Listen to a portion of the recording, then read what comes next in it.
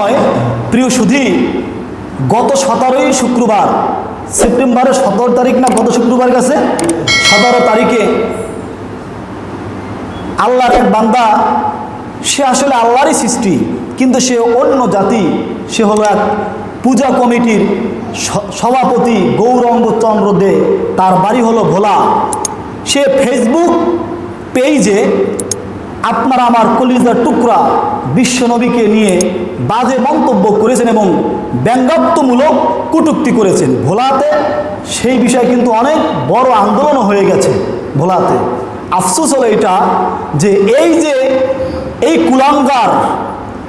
কুলাঙ্গার জাহান্নামের কীট, এই মালাউন মরদুদ, সে এতটুকু চিন্তা করলো না যে আপনার বিশ্বনবী হলো মুসলমানদের কলিজার টুকরা, চোখের মণি এবং হৃদয়ের স্পন্দন। যেই নবীকে সৃষ্টি না করলে, কালকেও কিতাবের ভিতরে পড়েছি, যেই নবীকে সৃষ্টি না করলে আল্লাহ রাব্বুল আলামিন আরশ, লৌহ, কালাম, কুরসি, পৃথিবী কোনো কিছুই আল্লাহ সৃষ্টি করতেন না। সুবহানাল্লাহ। সেই নবীকে নিয়ে বাজে মন্তব্য করার কারণে সেই ভোলার তৌহিদি জনতা 72 ঘন্টার আলটিমেটাম দিয়েছিল। এর ভিতরে সেই মালাউন মুরদাদ পূজা কমিটির গৌরাঙ্গ চন্দ্রকে আটক করা হয়েছে, সে এখন জেলের ভিতরে আছে। তো আমি আফসোস এটাই যে দেখেন, বাংলাদেশের 54টা টিভি চ্যানেল, 4টা টিভি চ্যানেল সরকারি আর বাকি 50টা বেসরকারি, একটা টিভি চ্যানেলেও এই খবর প্রচার করা হয় না।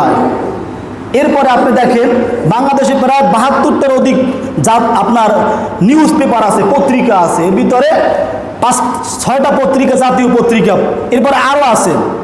একটা পত্রিকায় কোনো হেডলাইন আসে নাই। কাজী দেখেন, আপনি যেই দল করেন না কেন, কি বিএমপি, কি আওয়ামী লীগ, কি জাতীয় পার্টি, কি কমিউনিস্ট, কি আপনার যে চরমনাই, কি শর্ষিনা, যে দল করেন না কেন, আপনি তো মুসলমান, আমি তো মুসলমান। আমাদের সকলের হৃদয়ের মণি, কলিজার টুকরা হলো বিশ্বনবী। এই নবীকে নিয়ে যদি কেউ কোনো কথা বলে, এইটাকে আমরা মানতে পারি? বলেন। যে নবীর জন্য পৃথিবী সৃষ্টি, আর সেই নবীকে নিয়ে আজকে মুরদাদ মালাউনের গোষ্ঠীরা কথা বলে, এটা কোনো তৌহিদি মুসলমান মানতে পারে না। কাজী ভাইরা, এটা ঠিক না। দেখেন, পৃথিবীর বুকে দেখেন 3টে কারণে পৃথিবী টিকে আছে। কিতাবের ভিতরে আসছে 3টে কারণ। কি? 1 নম্বরে আপনার কিতাবের ভিতরে আসছে, গভীর রাত্রে উঠে কিছু আল্লাহর আবেদ বান্দারা, আবেদা বান্দিরা তাহাজ্জুদ নামাজ পড়ে আল্লাহর কাছে কান্নাকাটি করে। হয়তো আপনি আমি তাহাজ্জুদ নামাজ পড়ি না, আপনি আমি ইবাদত করি না, রাত্রে উঠি না, আপনি আমি ঘুমিয়ে থাকি, কিন্তু কিছু আল্লাহর বান্দারা আছে, তারা রাত্রে ঘুমায় না, সারা রাত আল্লাহর কাছে রোজমন্দি করে, কান্নাকাটি করে, ইবাদত বন্দেগী করে। আল্লাহ রাব্বুল আলামিন ওই একদল লোকের জন্য পৃথিবী টিকাই রাখছেন। সুবহানাল্লাহ। দ্বিতীয় হলো আপনার প্রত্যেকটা ঘরে ঘরে মাসুম নাবালক শিশু রয়েছে। আল্লাহ রাব্বুল আলামিন এই মাসুম নাবালক শিশুদের কারণে এই জমিনটা টিকিয়ে রেখেছেন। আর তৃতীয় নাম্বার কারণ হলো আল্লাহ রাব্বুল আলামিন এই পশু পাখি প্রাণী রয়েছে, কীট পতঙ্গ, কত কিছু রয়েছে জমিনের বুকে, এরা হলো নিষ্পাপ। কাজী এদের কারণে আল্লাহ রাব্বুল আলামিন কি করতেছেন? জমিন টিকিয়ে রেখেছেন। নচেত এই জমিনের উপরে যেই আপনার জেনা, ব্যভিচার, যেই রাহাজনী, যেই লুটতরাজ, যে অন্যায় অবিচার চলতেছে, তাতে জমিন 1 সেকেন্ড টিকে থাকার কথা না। তাহলে তুমি আল্লাহর সৃষ্টি বান্দা হয়ে, আল্লাহর গোলাম হয়ে, আল্লাহর বান্দা হয়ে তুমি ঈমান না আনলেও তুমি মুসলমানদের হৃদয়ের স্পন্দন নবীকে নিয়ে তুমি কটূক্তি করো। আমরা তো মুসলমান, তোমাদের কোনো ঠাকুর কিনিয়া, তোমাদের কোনো পূজা, তোমাদের কোনো কিছু নিয়ে তো আমরা কথা বলি না। তুমি কেন এইটা করতেছো? দেখেন, আজকে এভাবে হচ্ছে। আল্লাহর হাবিব বললেন, কিছু আমার উম্মত হবে কিয়ামতের আগে, এরা আমাকে নিয়ে বাজে মন্তব্য করবে, বাজে কথা বলবে, এরা সবচাইতে কুলাঙ্গার, জাহান্নামের কীট, নাউজুবিল্লাহ। কারণ কোনো মুসলমান বিশ্বনবীর বিশ্বনবীকে নিয়ে কোনো উল্টাপাল্টা কথা বলতে পারে না। কিন্তু আপনার বেশিরভাগই বলে কারা?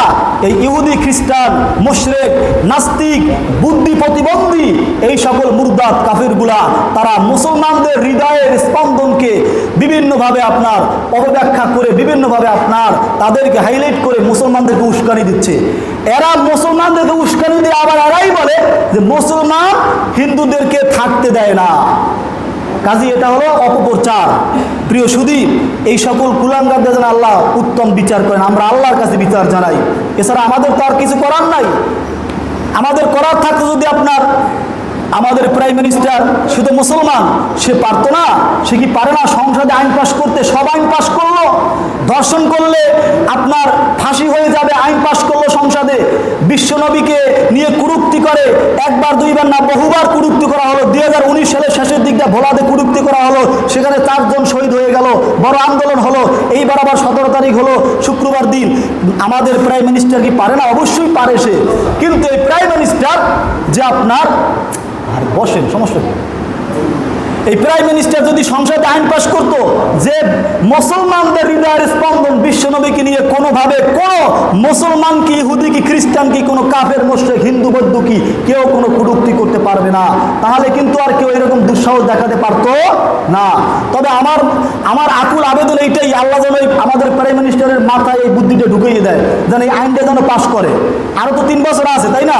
তো 3 বছর যেন আইনটা পাশ করে, যেন মুসলমানদের হৃদয়ের স্পন্দন বিশ্বনবীকে নিয়ে জানো আর কোনো ইহুদি, মুশরিক, কাফেররা বিভিন্ন বাজে মন্তব্য, বাজে কথা বলতে না পারে।